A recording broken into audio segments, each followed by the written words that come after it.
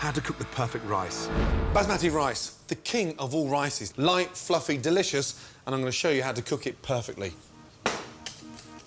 Now, start off with 400 grams of rice. Rice in, spot on. So what I'm going to do now is just rinse off the dust and the starch. Cold water, always. And just rinse the rice. That stops the rice from becoming clumpy in the pan and allows it to become really nice, light and fluffy once it's cooked. Rice into the pan. Now, to make a plain, fluffy rice exciting, we're going to infuse it. 3 cardamom pods, and just get the pods and just pierce them so it allows all that flavour to come out.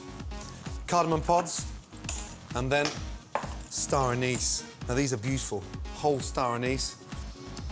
It makes it really nice and fragrant. Salt and pepper. A lot easier to season the rice now than it is once it's cooked. You start to break it up when you season it once it's cooked. Now, basically, 1 part rice to 1.5 part water.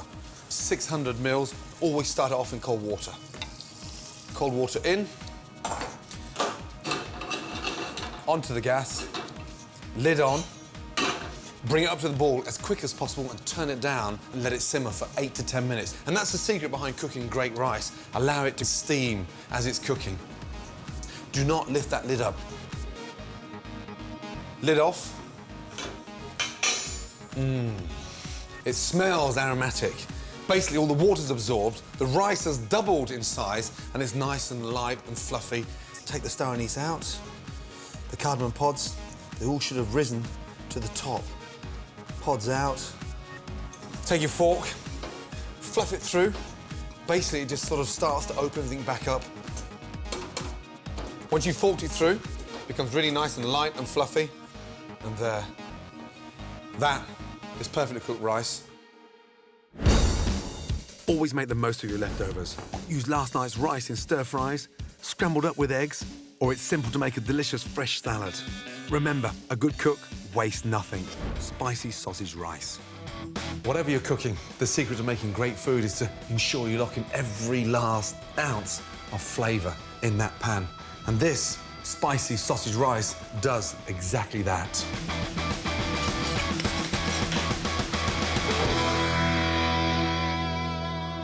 Take these spicy sausages and pierce that skin, because I want all that delicious, spicy sausage meat out of its casing. And you get more flavour from the sausage when you take them out of the casing. Sausage is ready. Turn on the gas. Red onion, less acidic than a big white Spanish onion, and a lot more flavoursome. A tablespoon of olive oil. A tablespoon only, because I want all that fat coming out of the sausages to sort of really help flavour the onions. Onions in. And the onions go in first because you can never rush cooking an onion. It's really important to sort of give them 5 to 6 minutes in the pan so you can really start to caramelise them. And now for my pepper. Slice round, wasting nothing. I want to see that sort of little core, those pips in the centre. No fine diced pepper. The rice is going to be cooking for 20 minutes, so I want the veg to sort of have texture after it's cooked. Pepper's in, a bit of garlic, 2 nice cloves. Just slap down, off with the shell. Garlic in. Now, I want to turn up the gas, get the pan nice and hot, because the minute that sausage goes in, everything cools down and you'll end up boiling the peppers and the onions and the garlic. So heat up to maximum and then just make a well in the centre. In. Now, start stirring quickly. And this is where you get so much more bang for your buck out of the sausages, because the skin's off and the real flavour of that spicy Italian sausage is going to come through. What's great about this recipe is that you can use any type of sausage to get the flavour and the heat you want. I've gone for the spicy Italian, but it's just as good with merguez or chorizo. A teaspoon paprika in. Give it that really nice smoky flavour. Rice in. And we're going to sort of basically sear the rice. We call it, in the kitchen, blasting the rice, where we sort of saute the rice for 30 seconds and it takes on all that flavour. Next, white wine. So the wine sort of deglazes the pan and washes all that flavour from the bottom of the pan into the rice. Stock in, bring it up to the boil, turn it down and let it simmer. Double stock to rice. Turn that gas down and let it simmer. So 12 to 15 minutes. And just give it the occasional stir. Keep an eye on it. Now, get ready to finish it. Slice spring onions, dice sweet, juicy tomatoes, and roughly chop earthy flat leaf parsley. Spring onions in, tomatoes in. Off with the gas. Really important. Otherwise, everything becomes overcooked. Flat leaf parsley in. But look at the volume in that pan now. That is an amazing way to take spicy Italian sausages to a completely different level. Beautiful.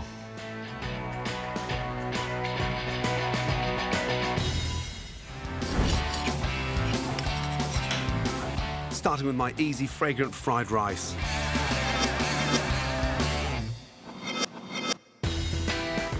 First, get prepped.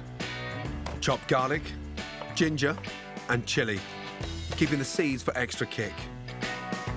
Slice spring onions, chop spring greens, and trim a head of broccoli. Then whisk 2 eggs. Prep done, stir fry on. Add a good glug of oil to a hot pan. Garlic, ginger, chili. Next, the spring greens and broccoli. Add water to steam. Then cooked rice. This dish is perfect for using leftover rice. Make a well.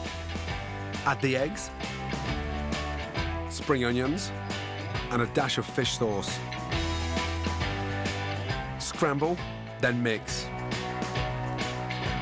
Season. Top with lime and spring onions. Fragrant spiced rice pudding. I love cooking with spices, but you don't have to just cook savoury dishes. Using aromatics and spices across desserts takes your puddings to a completely different level.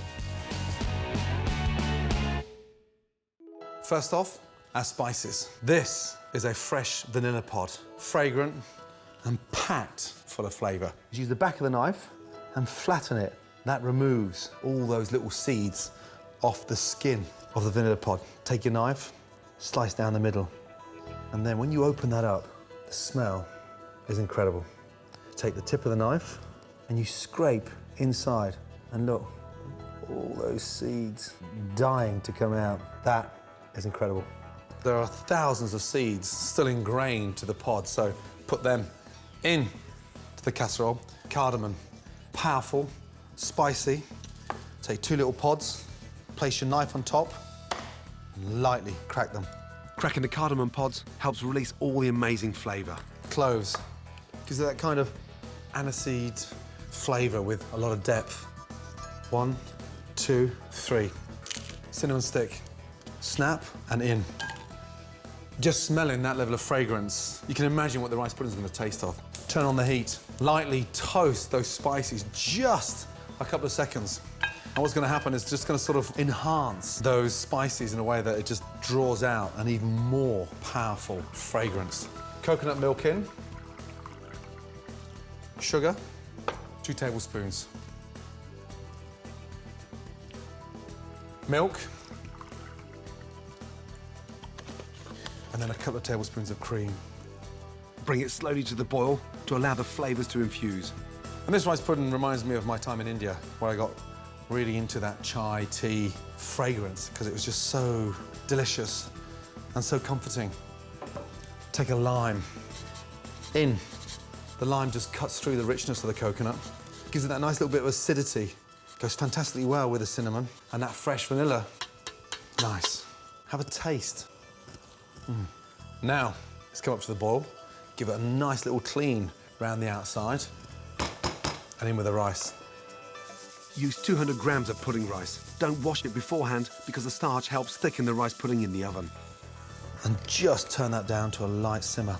And the pudding rice starts to open up and it absorbs all that coconut, vanilla, cardamom, clove, and cinnamon. Bring it up to the boil gently. and cook it out for 3 to 5 minutes.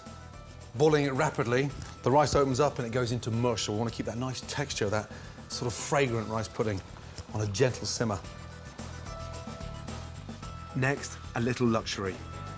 I'm going to show you how I take this simple, delicious, aromatic rice pudding to a completely different level. Here's what I do. Take 2 egg yolks, separate them. Now give that a really nice whisk.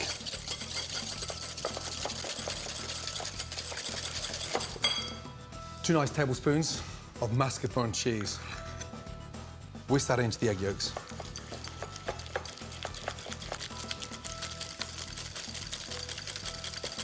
Just so it's nice and smooth. It's almost like finishing the rice pudding in a delicious custard. Turn off the gas, add that into the rice pudding. And what happens, it starts to enrich and really thicken this rice pudding and takes it to a completely different level. The rice is still not cooked, it's starting to go nice and soft. You can just see how it's opening up. But look, it's like rich, aromatic lava bubbling away. Finally, grate more citrus zest. The lime on top. Roasted, caramelized lime zest on top of a rice pudding is phenomenal. Then put it in the oven for 15 minutes at 200 degrees to finish cooking the rice and develop the intensely aromatic flavors. Look at that. An incredibly fragrant rice pudding. How beautiful does that look? Spices are a brilliant way of helping classic dishes come alive. I'll guarantee you'll never, ever have had a rice pudding like this before.